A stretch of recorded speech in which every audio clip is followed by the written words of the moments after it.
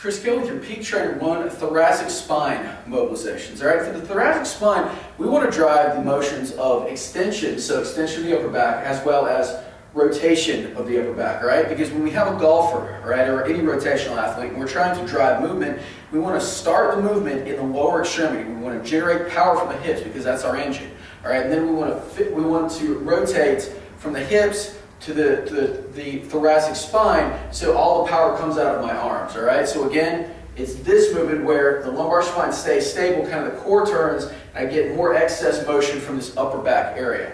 What we often see when we lack mobility in the upper back is rotation or extension from the lower extremity. An example would be if you cue the client to get their back against the wall, raise their arms overhead, you see that they're arching their back, or they just raise their arms overhead. The back has to arch to get the arms overhead. And that tells us that they're getting movement substitution from the lower back because they don't have the mobility of this thoracic spine. So mobile joints, gain stability or stiffness, which is the upper back when we have these dysfunctions. And our stable joints, our lumbar spine, starts to gain mobility to substitute. So we want to just drive mobility up to the thoracic spine. Now what we're going to work on first is what we call thoracic extension. Right? With thoracic extension, we're trying to undo this, okay? This sort of caveman, desk-like posture we see when a client is, or when somebody is, sitting down for long periods of time, or they're doing crunching motions that are exaggerating this. For somebody that works their chest a lot and does crunches, their rectus abdominis, their chest, all of these things are pulling them forward, so we have this natural imbalance. So we want to drive extension to these areas, all right? So one of my favorite drills to do that would simply be a thoracic extension over a foam roller ball.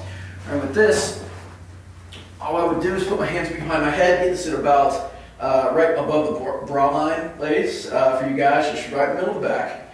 You want to just extend your back over and come up and down.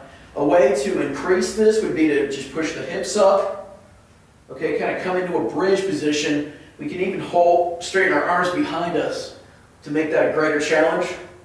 But once again, we're just trying to extend the upper back. Another drill that we like a lot is the wall slide. All right, this is a great drill because what I can do is start here on the floor, press my back into the floor to extend my upper back, and just bring my arms into shoulder flexion. All right, I'm training the body to use this motion while working on this extension motion. And after, as a progression, I can move into a seated position here against the wall. Just kind of sit Indian style, hands up, press up and down. So as I get better, I can come to standing positions where now my back is pressed into the wall and I'm able to press up and down like that. So again, we're using kind of supportive surfaces, the floor first, followed by the wall until we can get off the wall, and raise our arms overhead.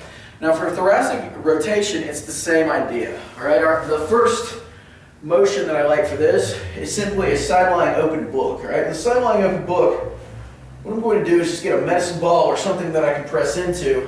For individuals that lack rotation in their hips or mobility in the upper back, ultimately we want to get to the point where the arms can be, or the legs can be all the way on the ground, and we're trying to rotate here. But in the beginning, we'll start just with the legs pressed into a medicine ball or some surface, and just increase the range of motion by just bringing this down eventually, so I can just rotate, try to train my body to rotate from my upper back only versus coming from the lumbar spine. And it's easier to do in this fixed position where, again, I'm on the ground.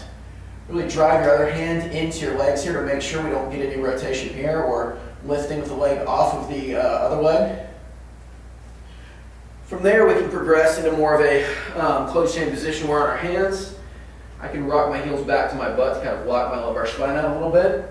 And just think about rotating from the upper back and looking up at the ceiling, coming down. So eventually I can move to standing positions where now, hands are tight, lean over. I don't really have any support, but at this point, I know what it feels like to rotate from my upper back. So those just give you, and really any motion that involves that rotation, driving it here, will work. So we can do standing positions where we're doing this. I can brace off of the chair here. And again, then eventually we incorporate rotary motions like overhead pressing and rotational medicine ball throws that involve thoracic rotation and extension. All right, so those are your drills. Start with drills on the floor, move to standing, and we have a nice way to kind of integrate these into motion.